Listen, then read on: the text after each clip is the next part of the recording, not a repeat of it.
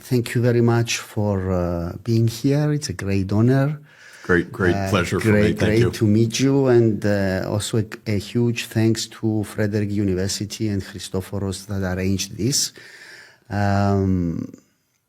I will not make an introduction about you because there are so many things to say and I don't know where to start and where to end. You are here because of the event at Frederick University. The university will honor you with an honorary doctorate for your significant contributions to global sustainable development and your effective interventions in addressing complex challenges faced by humanity. This will take place tomorrow on Friday, 2nd of May in Nicosia, and will be broadcasted live. And the President of the Republic will be there. Have you ever met our President? I have briefly at the UN and also some of his predecessors, so I've been privileged to come to Cyprus on many, many occasions. Yes. And, so it's your 5th visit now, Professor? I think it's around my 5th visit. Yes. I was affiliated for many years as an advisor on the advisory board of the Cyprus Institute, which is a wonderful institution. And I have many friends across the island, many colleagues from the United States, Cypriots who have returned here. And so it's wonderful to be here, wonderful to be back. And it's great for us to have you as well. So I have been following you for many years now. And I remember the first time I listened to you, I thought that this person embodies in my mind what the common sense is all about. I mean, the things you were saying made such common sense to me, which is absent, at least from politics and now from the markets. I mean, doing the simple things and what is common sense things to do. I think the point, I hope, that I try to accomplish is to identify the common good rather than a very partisan perspective. So I think the main point is that everybody has an angle. Every country, it's trying to get rich, it's trying to gain more power, it's trying to win a war. There's so much propaganda around. Governments operate by narrative. They don't operate by truth. This is rather obvious. So I like to try to explain not from the point of view of the United States, my country, for example, or the point of view of any particular country, but as objectively as possible. Almost every debate has two sides to it, not just rhetorically, but substantively. The idea that there's one side that's good and the other side that's evil is propaganda. The idea that life is more complex, that there's a history, that if one understands the history, one can appreciate the arguments on both sides, and that solutions do not come through war, through conflict, through propaganda. Solutions actually come through dialogue, through mutual benefit, through negotiation. That's what I espouse. So I have structured the discussion, Professor. Your visit here marks the 100 days of the Trump presidency, the 2.2. And as you have said on other occasions, during these 100 days, there has been a fundamental change in U.S. economic policy and in the financial policy, in the economic policy. So, and we are living these changes in all fronts, in Ukraine, in the economy, in Palestine. So I want our discussion to evolve around this theme. And today also is the 21st anniversary of Cyprus's accession to the EU, which is another landmark for us. Absolutely. And I want to start with the tariffs, if I may, and ask you, what is the economic rationale behind the tariffs? Well, there is no sound economic rationale. In other words, Trump's tariff policy is fundamentally a mistake for the United States. there are several rationales that are given. There is no economic backing or theory behind this. I mean, the whole idea with the deficit. There is backing and there's theory, but it's bad backing and bad theory. And that is why it has caused major consternation inside the U.S. and internationally. There are very, very few friends and supporters of Trump's trade policy anywhere inside the U.S., even in particular economic sectors, even among his donor group. Basically, this is very idiosyncratic. It's linked to Trump. It's linked to a set of ideas that are not correct. Mm-hmm. But, presidents have bad ideas. Leaders have bad ideas. Mm-hmm. They sometimes pursue them. So what are Trump's ideas? Trump's ideas are mixed motives. One is a very clear one, that he likes to threaten others, even those he wants to cooperate with. He thinks that if you want to strike a deal, the first thing you do is you make a threat.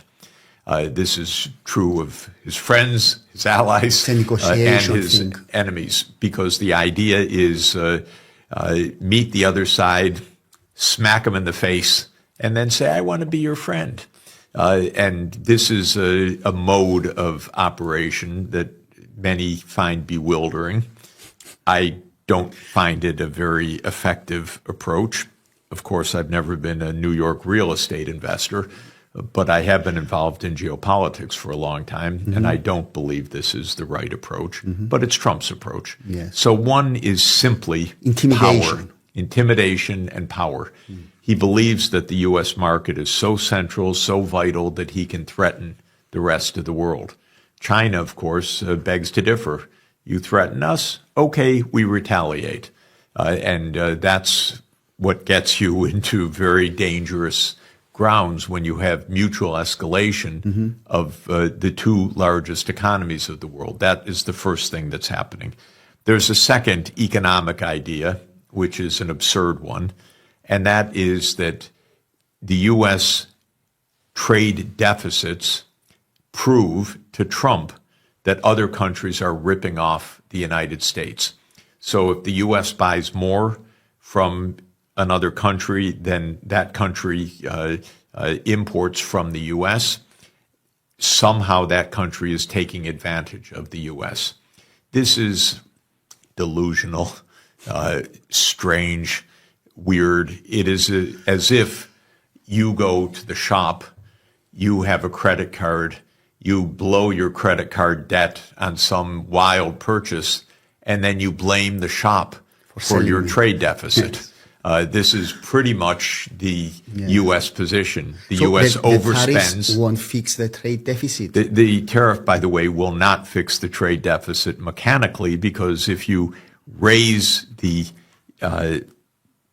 tariff, mm-hmm. what happens is you shift U.S. demand to U.S. goods that would otherwise be exported. You price your own goods out of the international markets, and other countries retaliate. Mm-hmm. So you don't end up changing the trade balance, you just end up ruining the trading system. Now, the idea of the trading system is that countries trade with each other because they have relative or comparative advantages. Some do certain things well, others mm-hmm. do other things relatively well.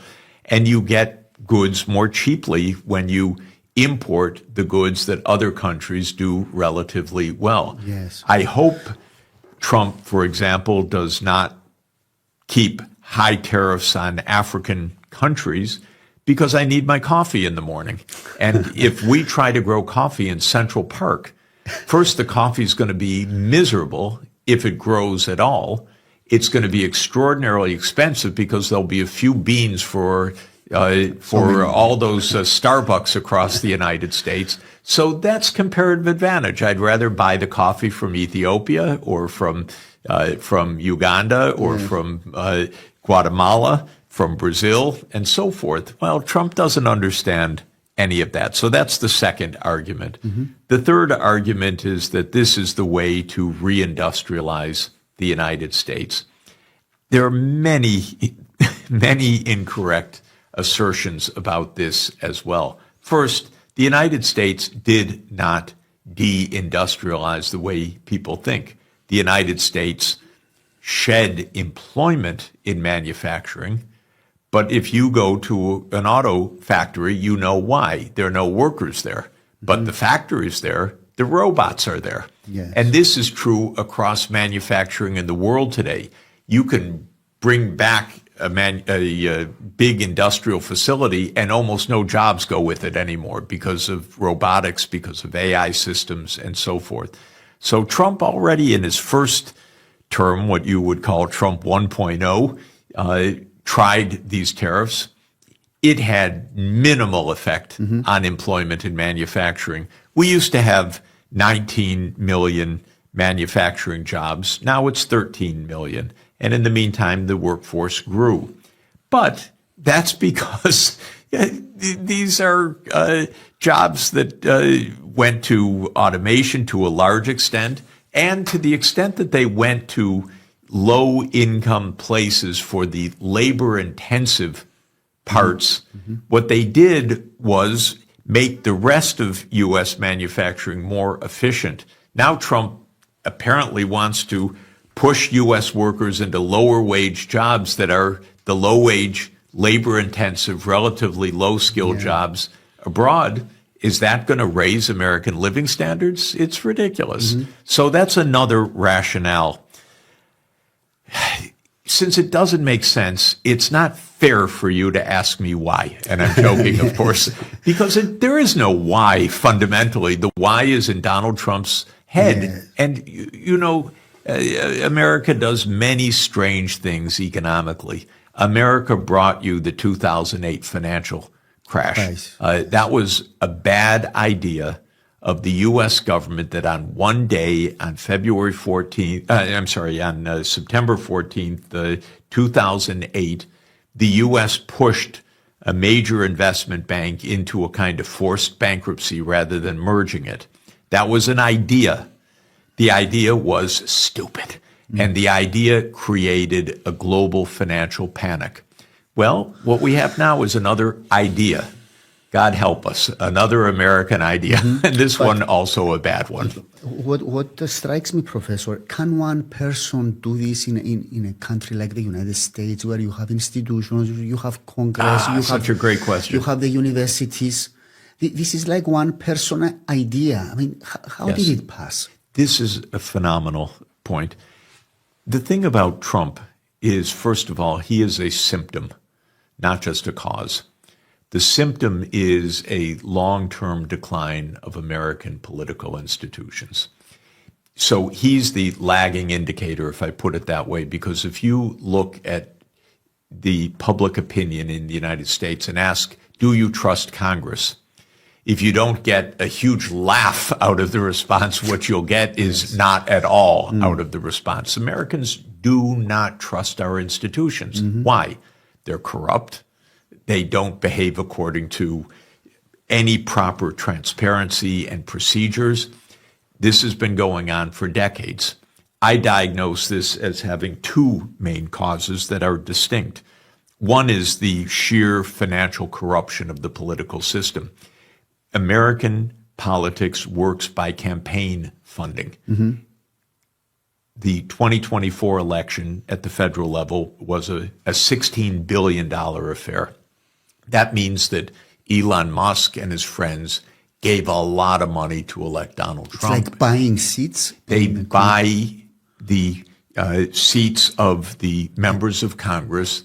They bankroll the campaigns of presidents, and they say afterwards, we paid for you, now you give us tax cuts, deregulation, special privileges, monopoly rights, inside contracts, whatever you want. So that's one part of American politics. The other part of American politics is that the United States is what the British Empire was for 200 years, between 1750 roughly and 1950. It was the world's hegemonic power.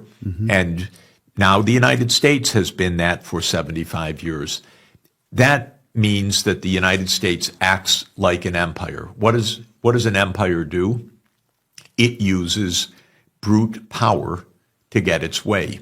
It cheats, it lies, it steals, it manipulates. Yeah.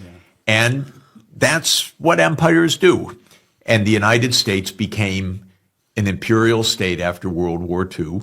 And that means, for example, throughout our legislation is the word emergency, because an imperial state needs emergency rule. So Trump, in all of these executive decrees, is invoking emergency rule. When you think about the United States, emergency rule doesn't come first to mind. You think about Congress and the courts and the presidency. But because the U.S. is an imperial state, there is, in fact, emergency powers throughout legislation. Now, my own view is that Trump is just laughably abusing the emergency powers. What is the emergency that caused him to put on the tariffs? Two. One, he claimed there's an emergency of fentanyl, a narcotics emergency, an emergency. So he upends the trading system with China, with Mexico, and Canada, declaring it a fentanyl emergency. This is bogus. This is not a real explanation. This is probably an inside laugh inside the White House. Then he declared the trade deficit an emergency. Well, that's interesting. The trade deficit has been going on for 25 years. It could go on for a while longer. It's hardly an emergency. It's a feature of our political, fiscal, financial, monetary, economic institutions. It should be addressed by law. It should be addressed by Congress. But he declared an emergency, and single-handedly, he is upending the world trade system. Shocking. Now, you might say, extraordinary. How can this be? Yes. And it is the degradation of politics. For example, the Congress really is pathetic. They just voted yesterday to whether the Senate would claim its constitutional authority. And they said no. So what happened was that proposition by Senator Warren? Exactly. So Trump it was rejected. Eventually. So the Democrats, basically, with 3 Republicans, voted to state, and I don't know even the legalities because I've been traveling, but voted that Trump's invocation of emergency powers was unjustified. Okay. And exactly statutorily what they were claiming to do, I can't tell you. But the idea was that the Congress should say, you're usurping our power. Yes. But almost all the Republican senators just followed the Republican president. Why? 2 reasons. One, the institution itself has no self-pride at all. It is not respected by the American people, and it doesn't respect itself. It's a little bit like the Roman Senate after the empire came to be. Yeah. You know, Rome went from a republic to an empire in 27 BC. One could say a bit earlier, in fact. But the Senate, they continued to wear the toga and they continued to prance around, but they had no power anymore. That's like the U.S. Senate. And they have no pride anymore. So they can't even stand up for their own authority. In the House of Representatives, it would probably be even worse. Now, it's also the fact that Republicans who buck the president, who say, no, I don't agree with this imperial approach to power, are likely to face a challenge in the next election. And Elon Musk, for example, has said he will bankroll candidates to defeat those who don't follow the president's line. So that's sheer money talking.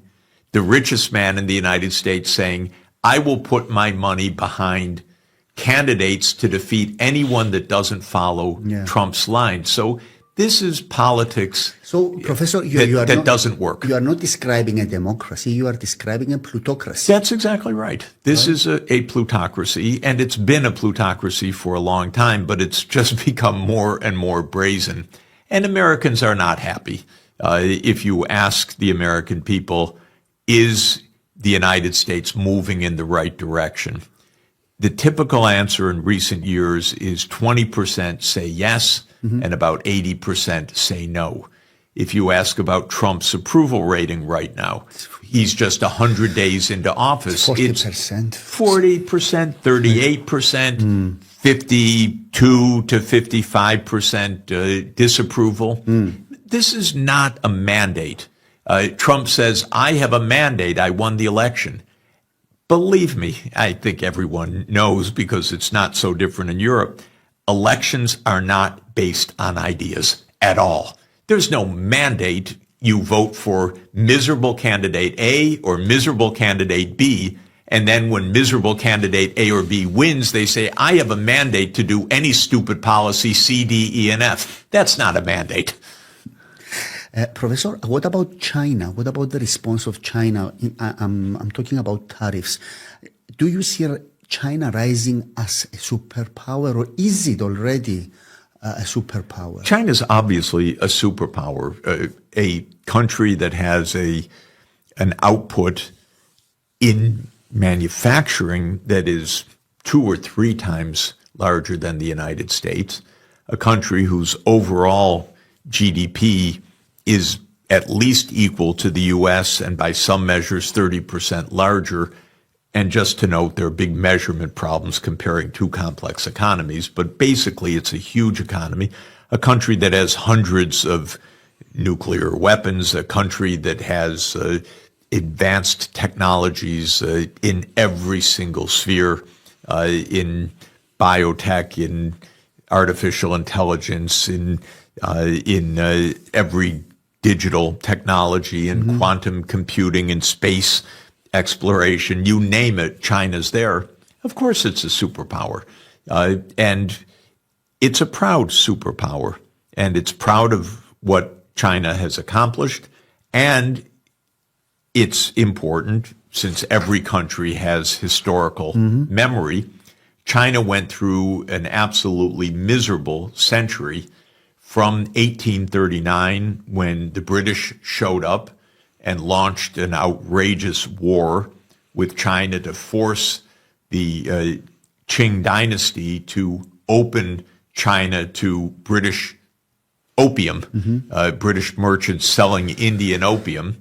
That was 1839, the start of the First Opium War, up through the Japanese invasions in the 20th century, which finally culminated in a civil war between 1945 and 49, and the victory of the Chinese Communist Party led by Mao, and the declaration of the People's Republic of China in 1949. And I recount all that history for one overwhelming reason. It's completely fresh in the minds of Chinese leaders, and their main point is, do not bother us again, as you did in what they call the century of humiliation.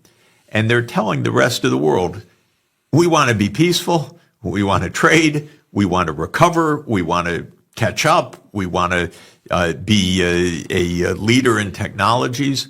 Do not bother us in our internal affairs again, like you did for a century.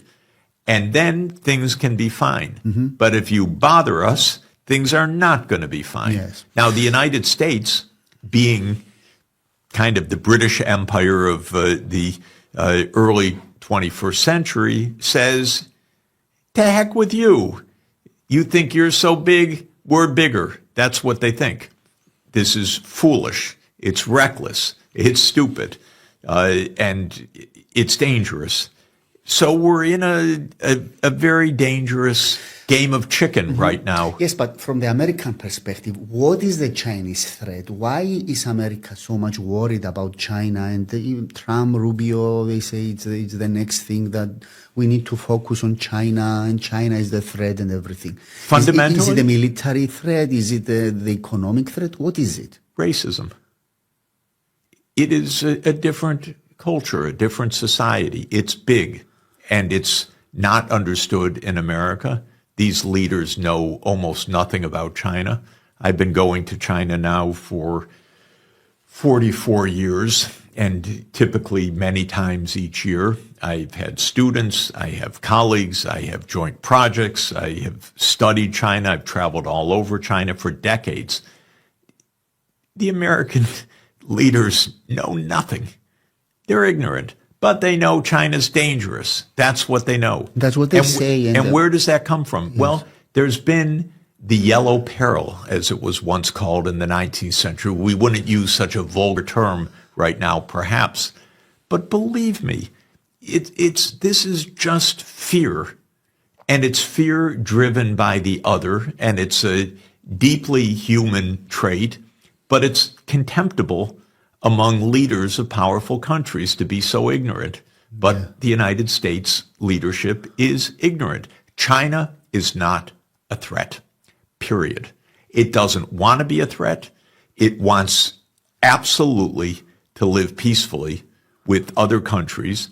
It arms itself because the United States has packed all of the countries on its border with the military, from Japan, Guam, Philippines, Korea, bases in the Indian Ocean, all along China's trade routes. You can read U.S. documents that talk about the U.S. choke points on China's sea lanes.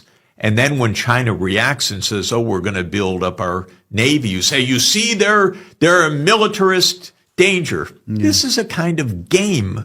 But I don't know if it's a game or just ignorance or human instinct.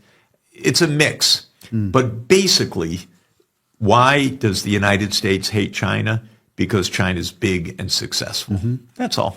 And you think China will overtake the United States in terms of economic power? And one thing I can say categorically, with no doubt, China will not invade the United States of America.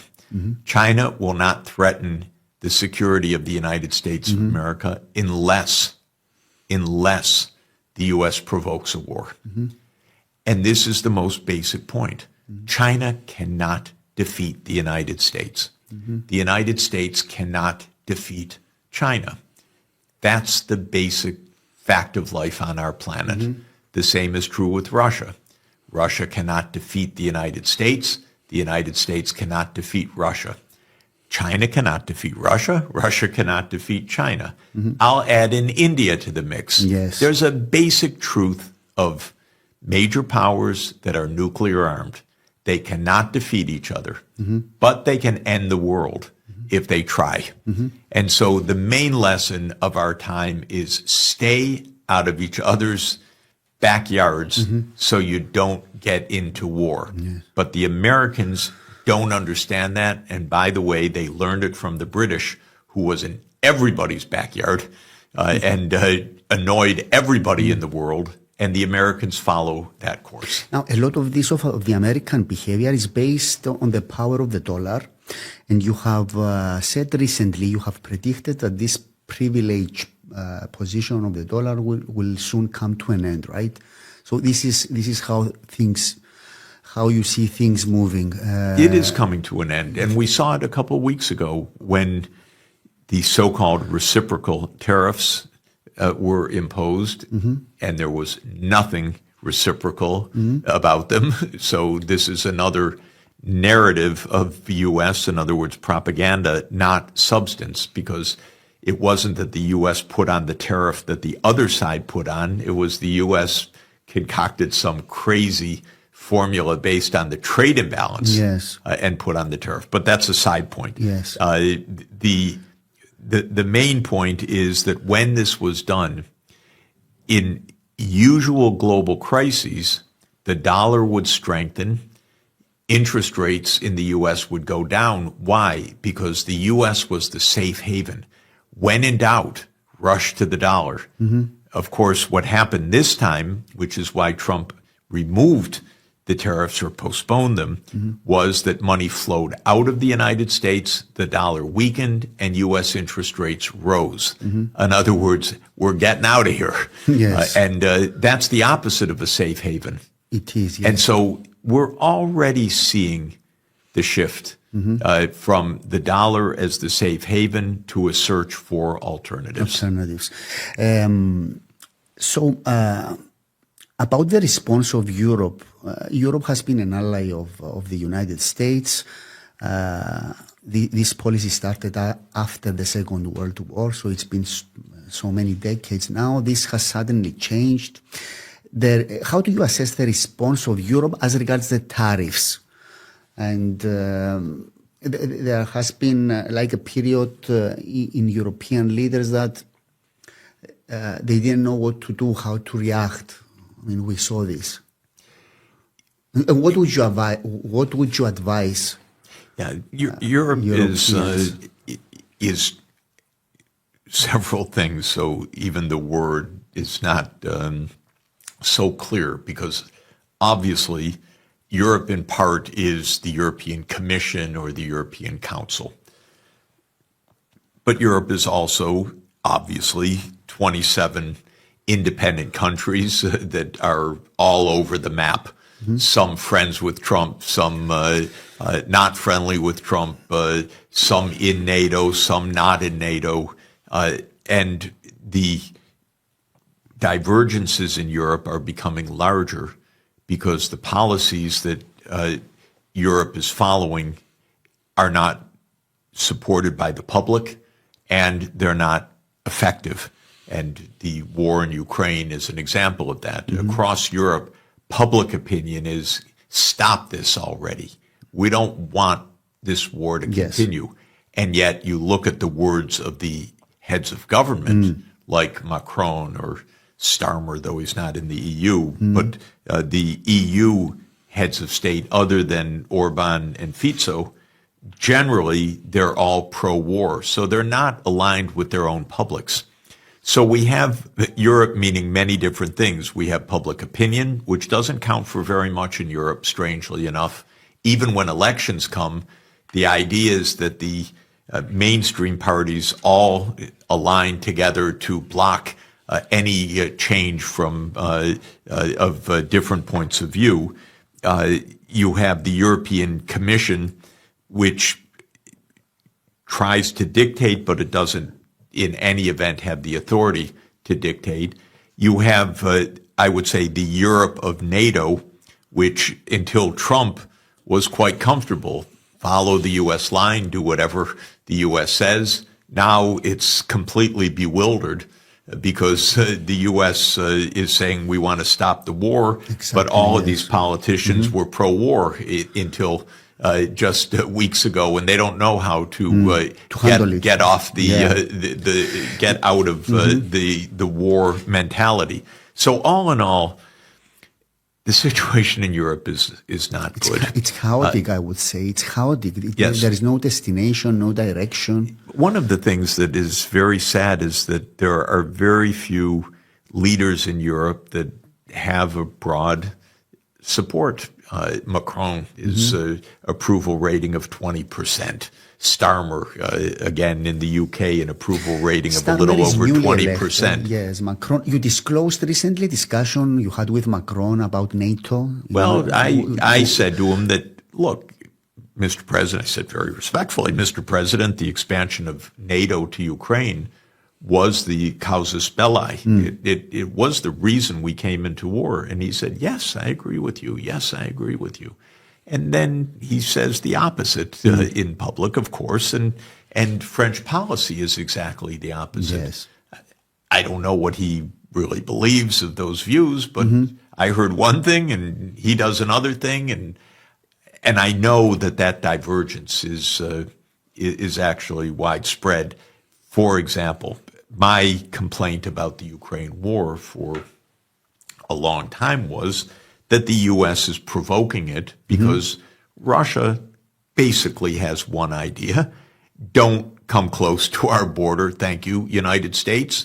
You are a threat. You have missile systems. We don't want you in Ukraine. Okay. Just to say, if Russia ever tried to put such missile systems in Mexico or Canada, as it once did in Cuba, we'd be at the brink of nuclear war in a moment. The U.S. does not believe in reciprocity, period. So it never is do unto others as you would have them do unto you. It's do what we say, not what we do. Okay, having said all of that, I know that European leaders generally understand this fact, but they don't say it to their own people. Yes. And I know it because I have discussions with them. And they say, oh, Jeff, you know NATO's not really going to enlarge to Ukraine. And I say, well, yes, so why don't you tell your own public that? And they say, oh, that's an interesting point. But, Professor, you have a unique perspective about the history of Europe, especially after the collapse of the Soviet Union, and you have often referred to the NATO project, the NATO expansion project. You have been advisor to Gorbachev, to Yeltsin. You assisted Estonia implement its currency, and also you were advisor to Poland. So you know very well the history and the dynamics of the region. And I would like you to tell us the story from 1990 onwards, because in our part, and I mean Europe, we don't often hear this version of events, as I have heard you many times to describe. After 1990, the promise that was given to Yeltsin from Thatcher, from... The basic idea is straightforward. Gorbachev was a man of peace, a remarkable man of peace. We had a Cold War between two nuclear superpowers, and one of the leaders said, I want peace. I don't want this Cold War to continue. As soon as he said that, the old order ended because, of course, the countries in which the Soviet troops sat in Central and Eastern Europe didn't want the Soviet domination. They immediately said, we want our independence, we want an end to the Cold War. And incidentally, and I know it firsthand, Gorbachev facilitated that. And it's almost unknown and unappreciated, including by the Poles, for example, whom I advised very intensively for several years. Gorbachev brokered the turn to power of Solidarity, of Lech Wałęsa, of the non-communist opposition. Gorbachev made that possible to happen peacefully. This is remarkable. And of course, he gets no understanding or credit for it, least of all in the former Soviet Union, where he's regarded as a kind of an economic bumbler. But he was the greatest statesman of our time, a man of peace. Then comes the United States. If you hear that your adversary says, we end our side of the Cold War, there are two basic responses you could take.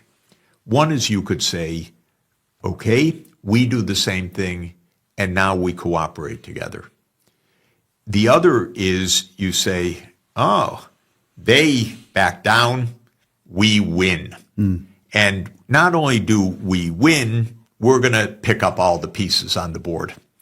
That is what effectively the United States decided. The Soviet Union ended, that's our victory. We get all of the winnings. So rather than treating the late Soviet leadership with respect and cooperation, or even the new Russian leadership of President Yeltsin at the end of 1991 onward with respect and cooperation, the United States almost immediately went into victory mode. And by victory mode, the idea was, we don't have to deal with Russia anymore. It's weak. It's on its back. It's pretty powerless. We don't want the nukes going off. But other than that, we don't have to listen to anything Russia says. One of the things before those events of the final days of the Soviet Union that happened was the reunification of Germany in 1990. I was a witness to all of this close up because I was advising the Polish government, so I saw a lot. I met Chancellor Kohl. I met the German leadership. I discussed with them many things around this time. To reunify Germany was the final act of World War II. Legally, World War II didn't end until the reunification of Germany in a treaty in 1990.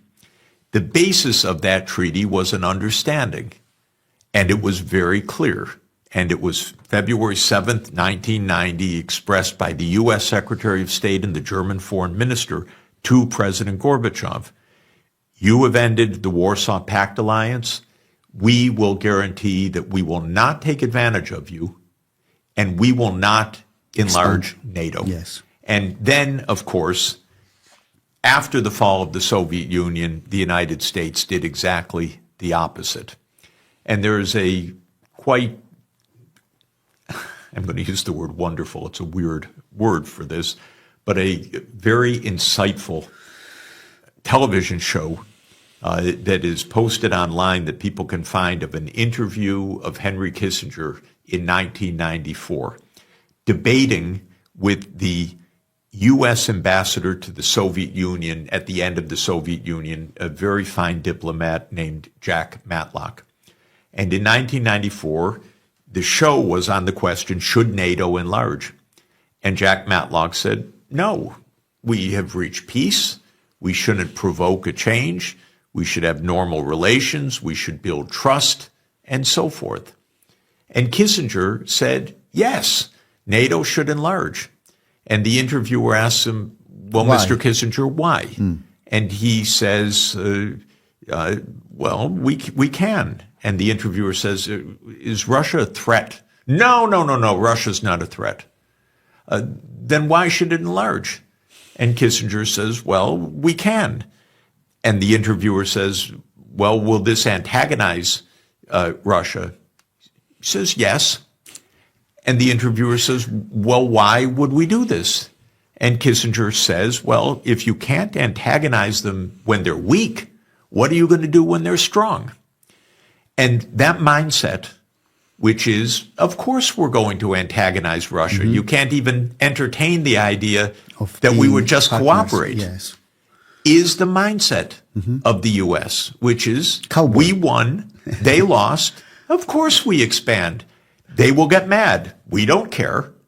And that was the game played until basically now. Now, what is strange, by the way, and one could elaborate for hours, because the U.S.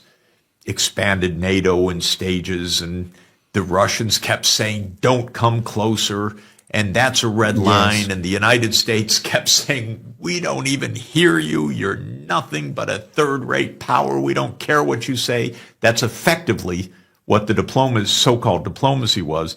And Europe pretty pathetically, privately knew this was a bit dangerous, but publicly always aligned with the United States, our great protector, our great benefactor.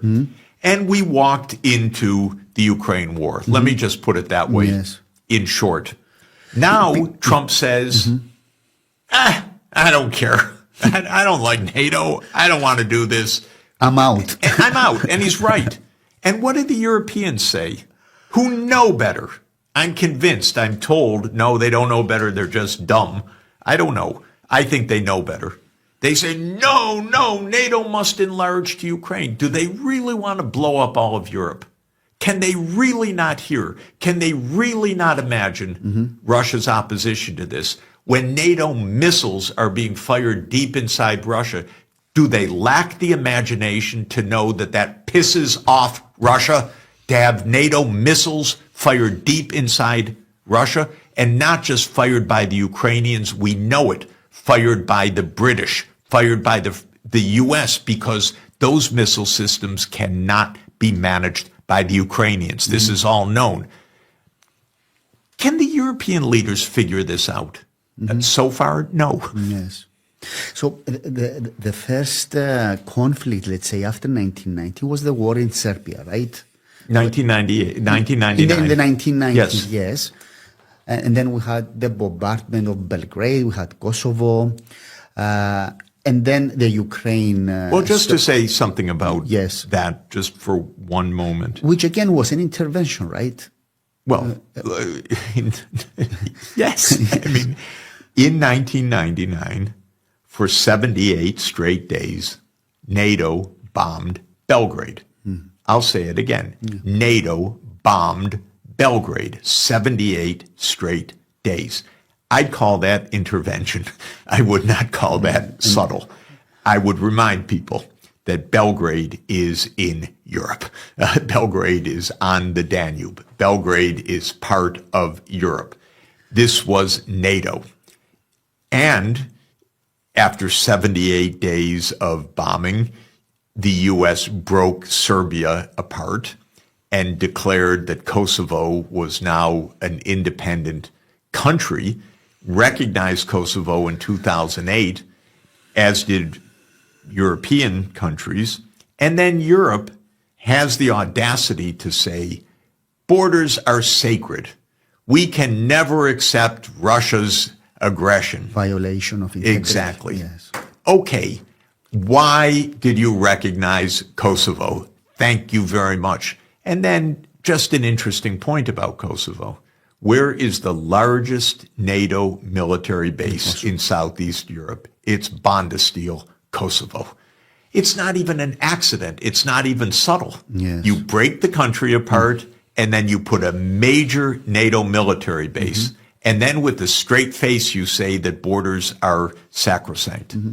If we don't get beyond this level of immaturity, we cannot survive. And this is where I think AI is helpful, because if you ask Perplexity or ChatGPT about any statement of a European leader, it will be clear that it's a lie, because ChatGPT remembers the data. If I use Perplexity, it will give you the footnotes. Yes. And then you will know, no, it's not the first border change of Europe. That happened to be Serbia. Yes. And so artificial intelligence is better than human intelligence in this regard, because it remembers the footnotes, the Yes. data sources, and it is not. Reminds us Exactly. of the events. So we go to Ukraine in February 2014 and the coup with Viktor Yanukovych. And you have said repeatedly that this was a U.S. orchestrated event. And of course, on the other hand, there is the version that Yanukovych stopped the negotiations with the EU. He became pro-Russian and so forth. So Let me just make it simple. yes. If there's a protest in Nicosia, or if there's a protest in Paris, or there's a protest in London, and major Russian politicians come and urge the crowds on, would that be acceptable, or would that be viewed as rather Intervention. odd? Yes. Well, in the Maidan, we know, because it's you just go search the websites. Our senators went to the Maidan Yes. to urge on the crowds. That by itself is obnoxious and disgusting. Of course, that's the superficial part, because the CIA and USAID and National Endowment for Democracy and some major NGOs organize the mass media, train protesters, pay protesters. These are concocted, expensive events. I hope everyone understands this. These are not spontaneous events. It's not just the Maidan. This is how U.S. foreign policy works. That is one of the reasons why Trump shut down USAID right away, because it was a conduit for basically it did other things, but one of the things it did was a lot of propaganda for color revolutions, for unrest, for insurrections. I saw a bit of it close up. I've seen American coups close up. It's disgusting, and it's not even subtle. What makes it difficult, though, is the newspapers don't report it. The reporters sit there with their thumbs in their mouth. They don't really want to ask any questions. They don't try to investigate. But it's not subtle if you're really watching. But soon after Yanukovych was overthrown, you were invited to Ukraine. Yes, so I was to advise. And the new government asked me to come. I came for one day to speak with them. I didn't do anything more. Yeah. But when I got there, I was shown directly, even people bragging, "Oh, look at the revolution we helped pay for by American people." So, you see these things you don't even want to see because it's so gross. And I went for a day, and I got on an airplane, and I went home because I wasn't interested in participating in the situation. in all Exactly. This. And then the Crimea War took place, and the annexation. I mean, after Yanukovych. That wasn't a war. That was just yes. an annexation. And that also should be understood. First, there was a referendum, and no doubt, because it was overwhelmingly ethnically Russian, I have no doubt that the public there said, yeah, we want to be part of Russia. But there's an obvious deeper text to it, which is that Crimea is strategically significant for Russia because it's where the Black Sea naval fleet is headquartered, in Sevastopol. And this has been that way since 1783. And NATO had its eye on Russia's military fleet. No doubt. No doubt. The idea was, well, in 2014, there's a new friendly pro-NATO government, and who knows, that could become a pro-NATO military base. So the Russians said, hell no, we're not playing this game. You made a coup. We're not giving you our military base. And that's quite straightforward. My point is this, however. Russia has 1,600 nuclear weapons that are actively deployed. The United States has the same number. When we play games, we'll overthrow this government. Maybe we'll take this naval base. That's fine if you're playing a video game or if you're playing a board game. But we're talking about the survival of the planet. And I regard American officials as completely and utterly reckless. But this policy, Professor, had, when we talk about the deep state in the U.S. and the industrial military complex, there was a whole dogma about this. And you referred many times on Brzezinski's book and the Grand Chess. Yes. And, of course, everybody read it. And at the time I was reading it, I thought that I got an inside scoop of how Americans think. And so it's not that like only games. There is a policy behind this. There's a whole dogma. But let me put it this way. Adults just playing. Well, I would put it a slightly different way. Brzezinski's book is called The Grand Chessboard. So he's viewing the world like a game, in this case, like a game of chess. Yes. Okay, that to my mind is already repulsive. I don't like the metaphor. Yes. Because chess is a game. You try to kill the other king. But if you play that in real life, by the way, in chess, the most powerful piece is a queen. But the queen is not a nuclear weapon that blows up the whole board. If you played a game of chess and one of the pieces could blow up the whole board before the king was lost, the game of chess would be very different. Brzezinski neglected that fact in 1997. And more than that, he predicted wrongly the most central issue of the whole book. The book outlines why the United States should expand eastward, both NATO and the European Union. And then he analyzes at some length, what will Russia do? And he says, well, Russia will be very unhappy about this, but what will it do? And he says, one thing it could do is accept its fate as a European power, but obviously not in charge. Or it could align with China. And then he reasons everything through and he says, well, it will never align with China. Russia has only a European vocation. So we should push because Russia has no choice. So here's a game, and he's playing a strategy, and he explains his strategy, and his strategy is factually disproven because we played it out in real time. And Russia aligned with China and fought back against the NATO enlargement. And I would say at that point, let's take a lesson. So let's rethink this strategy. Now, I would say the strategy was obnoxious from the beginning. Why did we have to expand NATO? Why did we have to treat the end of the Cold War as a victory rather than as a means of peace? But we played Brzezinski's game. We did it fair and square. It ended up killing or gravely wounding 1 million Ukrainians, perhaps, or more. And it didn't work. So could someone reassess? Now, interestingly, Donald Trump is reassessing. That's impressive. He's reassessing, by the way, on a very intuitive level.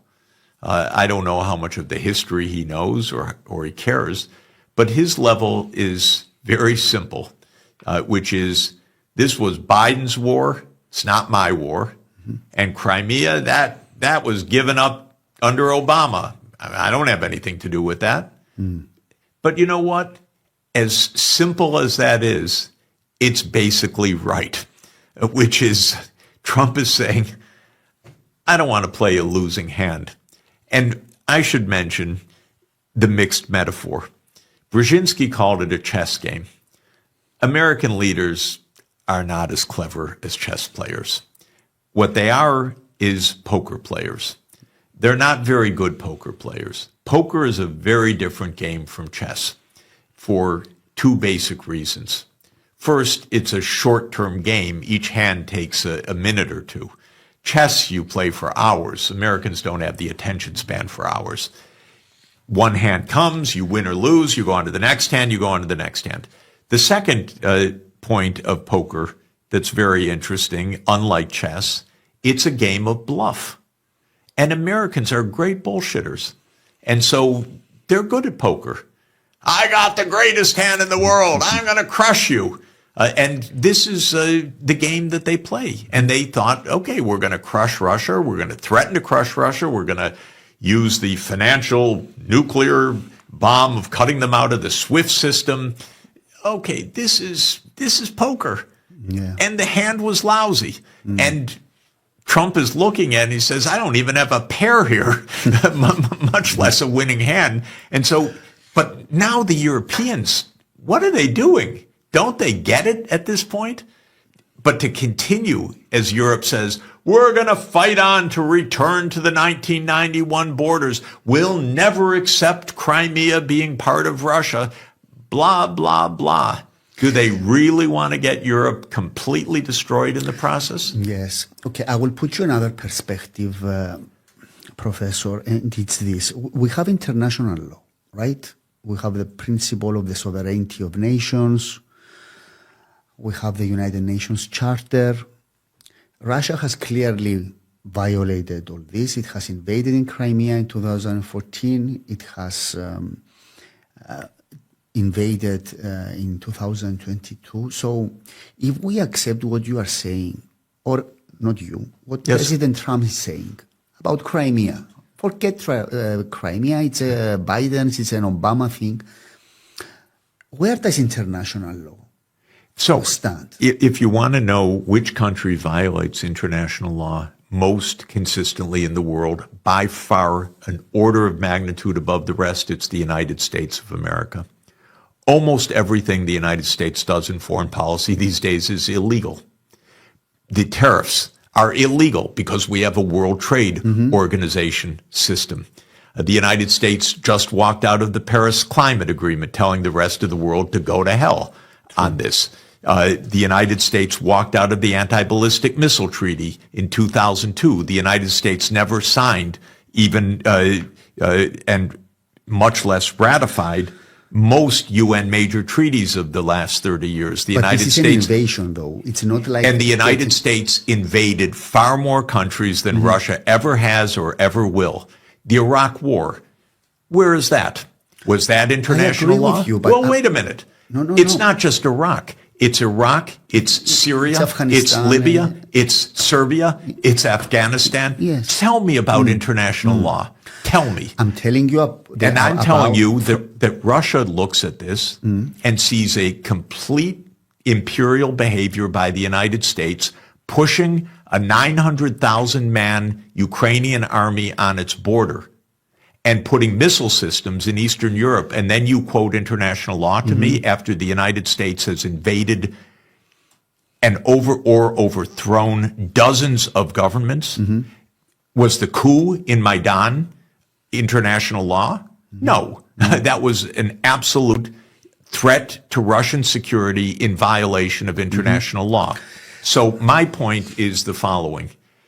Both countries violate international law. But if you want to know who provoked this war, that's the United States. And why do I say that? Because the U.S. has been the powerful country for 30 years, and it has used its power aggressively and illegally. By the way, the U.S. sanctions about half the countries in the world. Those sanctions are illegal. They're against international law. Every year, the UN General Assembly votes that these are illegal. So, yes, if we want to talk about international law, I'm all for it. I love the UN. The United States is the biggest violator of international law, and that is the first point. This was provoked by the world's most powerful country. Now, let's get to peace. But does it justify the invasion, though, Professor? It explains it completely. It explains. I agree with you. Well, totally. justify is not even relevant here. Russia's national security was threatened by the United States deliberately. How's Russia going to act as a great power? It's going to respond. Yes. So the United States has to stop provoking wars. It has to stop overthrowing governments. It has to stop covert regime change operations. It has to stop wars of choice. I agree totally with what you say, and from your perspective as regards realpolitik, but from our perspective as a small country, I'm talking about Cyprus, and as a country that is victim of invasion in 1974, half of the island is taken by Turkey by force. 200,000 people were thrown out of their houses, and we have refugees and everything. Our first line of defense is international law. I'm explaining to you. There is no international law that's being enforced right now because the U.S. is the biggest violator. Let me give you another example. What's going on in your neighborhood? In Gaza? Yes. A genocide. It's another. Yeah. Okay. A genocide. Who funds, arms, and provides the wherewithal for the genocide? The US. The United States. Okay. So Russia's not committing a genocide. The United States and Israel are committing a genocide. Where is the international law? I'm fine about international law, by the way. I spend my life at the UN. I believe it. But I know how things are working right now. The United States acts with impunity, and then to point to Russia as the violator makes no sense. If you point to the United States as the main violator and oh, by the way, Russia does the same in response, I'm with you. Yes. That's the point. But, here in Europe, people don't attack the United States. They think, oh, I can't do that. It's dangerous. It's wrong. It's so forth. Oh, they leave it to me, which is not pleasant, by the way. Yes. It's not my favorite activity. But the truth is, we cannot have international law where we point to Russia as the great violator and somehow leave the United States out of the story, yes. which provoked everything. So I often say that I'm in favor of Jesus Christ's foreign policy. Jesus Christ's foreign policy is when he says, why do you point to the mote in the other person's eye when you have a plank in your own eye? And what he's saying in the Gospels is, don't be a hypocrite. And that's what I say to the United States and to Europe. Don't be a hypocrite. You want international law? I'm all with you. Completely. Yes. I'm living my life for it. But if you want that, then you have to point to the perpetrator that does it the most. And then you can fairly say, everyone else, this is bad news. But we need the major power to stop this bad behavior. Then we can go on and get everyone else to stop it. But you cannot have the United States acting with impunity and then holding Russia to a standard that puts itself at fundamental national security risk. That's the truth. Yes.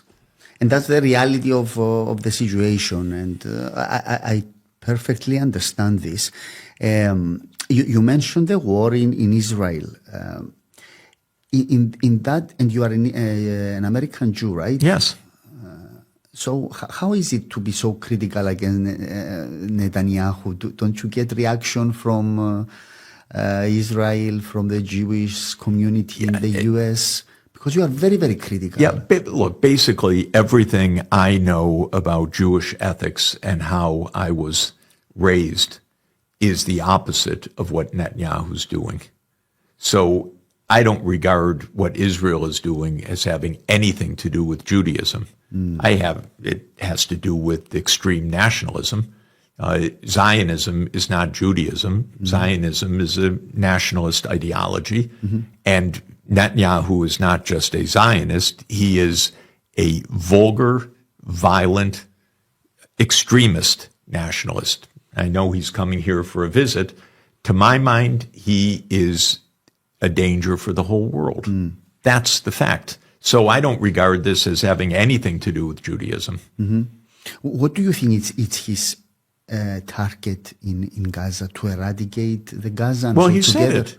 Yeah, they said it the first day. This plan of President Trump to turn it into... I don't think that's necessarily real, though it's crazy to have said it. But Netanyahu is very clear. His whole life has been based on one idea, that there will never be a state of Palestine. That's his whole politics from beginning to end. And in 1996, when he came to office as prime minister for the first time, he and his American team concocted something that they called the clean break strategy. And this, again, like many such things, such as Brzezinski's book, explain the strategy straightforwardly. The strategy of clean break is we will never have a state of Palestine, and to ensure that if any country in our region supports the Palestinians, we will overthrow that government, especially if they support a Palestinian armed resistance. So this is where many of the wars in this region have come from. They've come from the partnership of the U.S. neoconservatives and Netanyahu's extremist nationalists. And this is, for example, the Iraq War was heavily promoted by Netanyahu. The war in Syria was promoted by Netanyahu. Why? Because Assad was too close to Iran in this neocon extreme Zionist view. So Assad had to be overthrown. And this was a CIA operation, Operation Timber Sycamore, launched by Obama. It led to hundreds of thousands of deaths and to the current situation in Syria. This is my understanding based on, of course, 30 years of intensive engagement in these issues. And so I regard Netanyahu as properly under indictment for war crimes and crimes against humanity. This is very straightforward. Yeah. The idea that any of this remotely has to do with Judaism, to my mind, is both wrong, a little bit bizarre, but of course part of Netanyahu's propaganda, because he wants it to be seen that way, so that if anyone attacks him, he says, oh, that's anti-Semitism. This is, again, another narrative game. This is not substance. Professor, in Israel, there is a democracy of Western type. Or is there any other type of regime there? It's a democracy like... There is no resistance from the opposition about ending the war and... just a couple of points. First, it's a democracy like South Africa under apartheid was a democracy, which means that you have a democracy for one group and you freely kill... anyone that opposes. Threaten, expel, ethnically cleanse the other group. So this is not a democracy. This is an absolutely violent extremist government, period. Second, Netanyahu is reviled inside Israel for different reasons. One is that people see that he doesn't care about the hostages. He cares about continuing the war in Gaza. I don't know how much Israeli public opinion understands or cares about the ultimate justification. He's not fighting Hamas. What he's trying to do is destroy the Palestinian possibility of living in Gaza and having a state. And he just said a few days ago that Israel will permanently occupy Gaza. Any self-respecting country in Europe should have immediately stood up and said, no, you can't do that. But this is Western values. Western values are, kill, crush, expel the Palestinians. If you ask, what are Western values? Those are the true Western values. They're not much for values, but that's the truth. This is part of, this is not opposed broadly by European politicians and still less by American politicians. It's opposed by people on the street. It's opposed by young people. They're aghast at all of this. But it's not opposed by the politicians who say, perfectly natural. You kill 50,000 people straight out, probably double or triple that number because of starvation, deprivation of medical care, and so forth. People buried under the rubble. And that's treated as kind of natural. And head of state visit coming up. I don't buy it. Professor, I forgot to ask you about the Ukrainian issue, and I go back there. When the war broke out, you remember that in a very short period of time there were peace talks in Turkey. And I heard you saying that you took part or you were invited to advise. No, not quite. Can you tell us what happened there and how it all collapsed? Russia's idea of the special military operation, which started February 24th, 2022, was that Ukraine would rush back to the negotiating table. They were trying to scare the wits out of Ukraine. And they succeeded because within about a week of the operation, Zelensky started to say publicly, we could be neutral. We could be neutral. And in early March 2022, the Ukrainians actually approached the Russians and said, we could negotiate.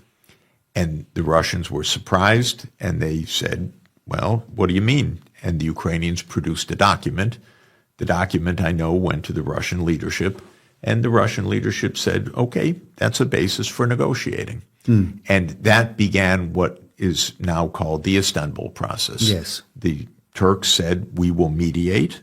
There were some other informal mediators like the then Israeli Prime Minister Naftali Bennett, but the negotiations took place from early March through mid-April. On March 28th, Russia and Ukraine issued a joint communique saying we're getting to a solution. The basis of the solution at the time was essentially Ukraine declaring permanent neutrality and a security agreement that was undefined how it would work exactly. Okay. No guarantees by any third countries or anything? There were many ideas, and the Ukrainians had some, and the Russians had others. But the main one that Russia said is, we want a role in the security guarantees, and Ukraine said no. And my view is rather straightforward, which is that it should be in the UN Security Council, which gives Russia a role, the United States a role, France and Britain, China, and so on. And everybody. But international law, as we discussed. They worked on all of the different aspects of the negotiation up through April 15, and they tabled a draft document. And that document can be found online. For example, the New York Times posted it at one point, and it shows in red what the Russians still object to, and in another what the Ukrainians object to. But basically, it's a nearly completed document. If there was serious intent on both sides, it's the kind of document that you would say, okay, maybe it's another week, maybe it's another 2 weeks, but this is the basis of an agreement. The negotiations stopped at that moment.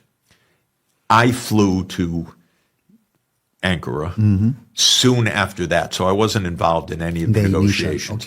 But I went because I wanted to speak with the Turkish mediators just to understand firsthand what had happened. And what had happened was that one day the Ukrainians told the Turkish mediators, we're not coming back to the negotiating table. That's all. They walked away. So they backed off? They walked away. Yes. Now, what we know from many sources, witnesses now, including Bennett, is the United States told them to back off. The United States told them, fight on. You don't have to give up your NATO membership. You don't have to accept neutrality. We've got your back. We've got your back. That's it. And that is basically, at that point, incidentally, I think the agreement would have been Crimea to Russia and the eastern Ukraine, the Donbass, probably would have stayed Ukrainian, but under the Minsk II agreement terms, under autonomy terms. Yes, autonomy. And now Ukraine's never getting that territory back. I'm sorry. I mean, they can fight on, but they'll get destroyed before they get it back. So the terms would have been much better in April 2022 than they are in May 2025. And 1 million lives would have been saved either from death or from serious injury. And I argued every day back in April 2022 and in May and in June, and working at the Vatican and working with everyone that I could find to say, take the peace because it's not going to get better, it's going to get worse. Okay, so I got charged with being a friend of Putin, being Putin's puppet, being Putin's propagandist, and so forth. I was the friend of Ukraine. It was Biden who was the enemy of Ukraine. He got the country destroyed in his incompetency. Europe was not the friend of Ukraine. Europe was the enemy of Ukraine. And now because in effect it got Ukraine destroyed. And now the Europeans who say, we stand with Ukraine, you really feel that they just like Ukraine fighting Russia a few hundred kilometers from their own borders. Hey, why not? Keep fighting, keep weakening Russia. They think, just keep them away from our borders. What they can't get into their head is the idea of neutrality. Neutrality is a wonderful thing, by the way. And neutrality kept the peace after World War II. And it's another interesting phenomenon. Who were the most successful countries in Europe after World War II? Switzerland. You look at Switzerland, Austria, Sweden, Finland. They weren't NATO countries. They were neutral countries. Did they suffer? Did the Russians pick on them? Did the Russians invade them? No, they became rich, fat, and happy. And yet the Americans, up until Trump, hated the idea of neutrality. And now the Europeans, this current generation of leaders can't get it. Professor, coming towards the end, you know the situation in Cyprus. What would you advise the Cypriots as regards their conflict with Turkey? It's been 50 years now. Of course, we don't have a war or conflict in the meantime, but the island is still divided. Do you have any idea, any perspective that you want to share with us about this? I was in South Tyrol, Italy recently. South Tyrol is Bolzano and the environs. It's very interesting and relevant for Cyprus. And the reason is that South Tyrol is a minority region, German-speaking minority region, that after World War I became part of Italy rather than of Austria or Germany. And so Italy found itself with a ethnic German minority inside. Well, you can imagine this became quite complicated in World War II and after World War II and for decades onward. And after World War II, the German minority in Italy said, we want autonomy. And the Italians didn't really want to give the Germans autonomy. And they did on paper, but not in reality. And there was violence, there was protest. And then finally an agreement was reached some decades after the end of World War II. And it gave this German-speaking area substantial autonomy. If you go there, and I've been there twice recently because it's a great ski area, so I went skiing, and then we went in the summertime and talked to some of the politicians and some of the public. It's a phenomenal success story. Yes. Everybody's happy. The Italians are happy. Yes. The German population's happy. The region is booming.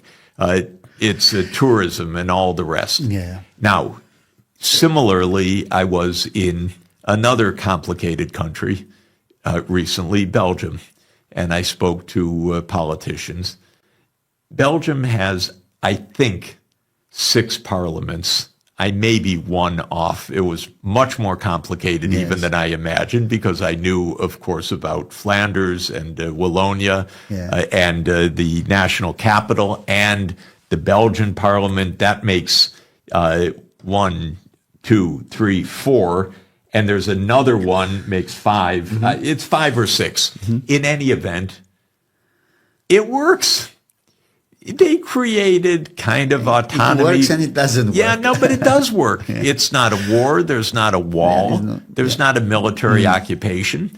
It works rather. Yes. Okay, I don't know enough to give detailed advice, but I do know enough to say it's worth solving this problem. Yes. And there are 2 ethnicities on this island. And that's been true for hundreds of years. Yes. And for much of the time, okay, it's a little complicated. I don't want to oversimplify, but I do want to say it's worth solving this problem. And it requires in some way that each of the communities has some security and protection of its own and has some autonomy of its own. You've got 2 religions here.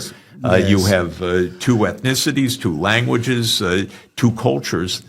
And a beautiful island. And it should not be beyond the possibility to find a way to be peaceful, demilitarized, and safe on the island together. Okay, so the final question, your speech tomorrow will be about what? When it comes to speeches tomorrow, I'll think about that tomorrow. Tomorrow, okay. No, but honestly, I'm getting an honorary doctorate, and so it's a great, great honor. And so I will express my gratitude. I will discuss some of the issues we talked about. But the truth is, it is actually the truth. I do not write out my speeches. Really? Because I very much believe that speeches are about communication. And to communicate, you need to look into the eyes of the people that you're communicating with. And that's when I give my speech. Your recent speech at the European Parliament wasn't written, you just... Yes, not written. Yes. In fact, I did not really know exactly the format or where I was going or who would be in the room until I sat down. But then I looked in the eyes and I understood the context, and that's when I like to give a speech. It's an amazing speech. It's on the internet. The event will be live, and on Saturday you will have another event with our European MP Fidias in the City Hall at 5 o'clock, I think. And that will be broadcasted live. Wonderful. Yes, I'm excited. Yes. It's a great honor. Okay, Professor, thank you so much. Well, wonderful. Thank you. We covered a lot of ground. Thank you for such a wonderful discussion. Thank you so much.